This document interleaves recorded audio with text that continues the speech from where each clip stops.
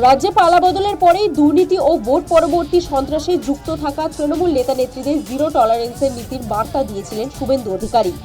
কাউকে ছাড়া হবে না বলে হুঁশিয়ারি দিয়েছিলেন মুখ্যমন্ত্রী। আমরা সিবিআইকে 3টি দপ্তরের আধিকারিকরা যারা করাপশনে যুক্ত ছিলেন তাদের স্যাংশন আমরা দিয়ে দিলাম। বিগত সরকার দুর্নীতিগ্রস্ত আধিকারিক আমলাদের আড়াল করার জন্য 4 বছর আটকে রেখেছিল, আমরা আজকে সেটা দিয়ে দিলাম।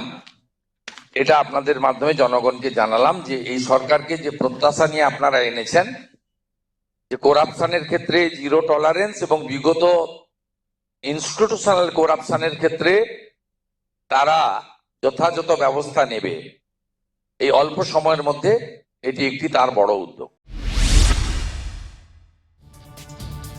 মুখ্যমন্ত্রীর হুঁশিয়ারির পরেই অ্যাকশন মোডে পুলিশ। এবার দুর্নীতির অভিযোগে গ্রেফতার হলেন খোদ কলকাতা তৃণমূল কাউন্সিলর। 123 নম্বর ওয়ার্ডের দাপুটের কাউন্সিলর সুদীপ পল্লেকে বেহালা থেকে গ্রেফতার করা হয়। এর আগে দুর্নীতির অভিযোগে সিবিআইয়ের মুখোমুখি হতে হয়েছিল তাকে। রবিবার ধৃত কাউন্সিলরকে আদালতে নিয়ে যাওয়ার পথে চোর চোর স্লোগান দেন স্থানীয়রা। ধৃতকে উদ্দেশ্য করে ছোড়া হয় জুতো।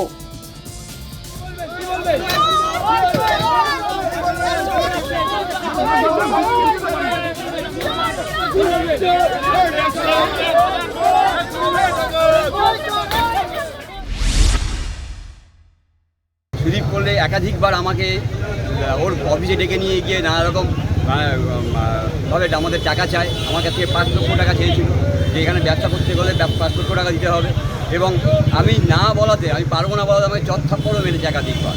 প্রচুর আমার সঙ্গে খারাপ ব্যবহার করেছে এবং আমার দোকানটা 3.5 মাস বন্ধ করে রেখে দিয়েছে। অভিযোগ জানিয়েছি থানায়।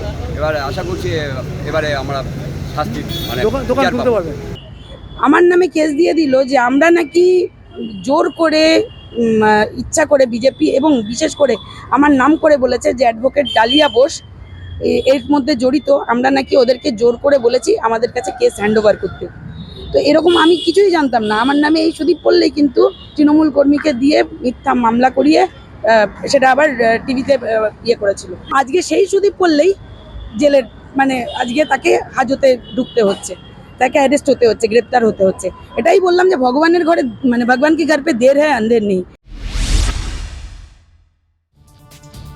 শুধু কলকাতা পুরসভার কাউন্সিলর নন, দুর্নীতি ও তোলাবাজির অভিযোগে গ্রেফতার করা হয়েছে রাজারহাট নিউ টাউনের তৃণমূল পঞ্চায়েত প্রধান রীতা গায়েন। জ্যাংরা হাতিয়ারি 2 নম্বর ওয়ার্ডের পঞ্চায়েতের প্রধান তিনি। তোলাবাজি ও দুর্নীতির অভিযোগে পুলিশের জালে বাঁকুড়ার 15 নম্বর ওয়ার্ডের তৃণমূল কাউন্সিলর পিঙ্কি চক্রবর্তীর স্বামী বাপি চক্রবর্তীও। গত কয়েকদিন দুর্নীতি ও তোলাবাজির অভিযোগে অন্তত 70 জনকে গ্রেফতার করা হয়েছে। News time.